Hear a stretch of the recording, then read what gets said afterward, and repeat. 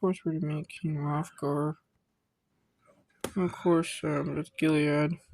If you kind of think he kind of looks like it could have been a good Thor in the 2000s, you can kind of see that, but kind of looks like Thor kind of does. It really does. The Viking blonde hair and such. So hrothgar, I don't even know how to play the Queen, by the way. And again, if you kind of think he kind of looks like Thor, I wouldn't blame you. Kind of does.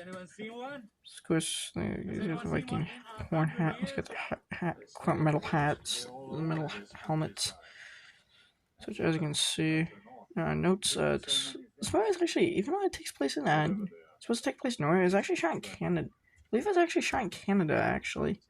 Take advantage of tax incentives. As you can see, there's actually some parts that actually kind of, you can tell where it was clearly shot in Canada.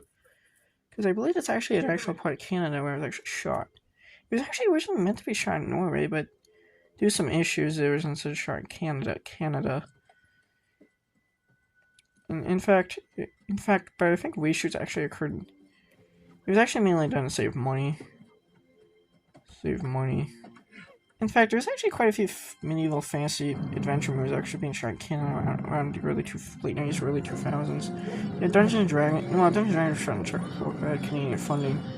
Then you had Beowulf and Grendel. You had even though a lot of the 2000s fantasy movies, action adventure movies, were shot in like Europe, such. This one was shot in Canada, as far as I'm aware. Yeah, it was shot in Canada. As you can see, there's parts of the movie I think outside of Toronto, Vancouver. I believe it's shot right outside Pinewood Studios in Toronto, Canada. I might be wrong.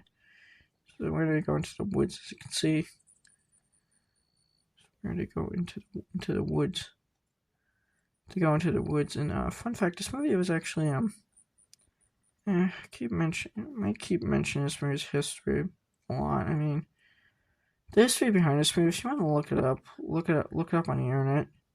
There was actually an article like around the 15th anniversary of this movie that actually went in pretty lengthy detail, pretty extensive detail. It's basically an op-ed piece by I want to say it was Boris Kit. I might be wrong. About Collider, where he actually went into what happened during the making of this movie. And the enormous behind the scenes issues. For one thing, this movie got taken away from director John McTiernan by Touchstone Pictures executives and got recut as the 13th Warrior, because Touchstone Pictures execs didn't really like the title Eves of the Dead because they thought it sounded too dark for for a summer action movie. And if one wanted to feel more like an action movie rather than a horror film, so yeah.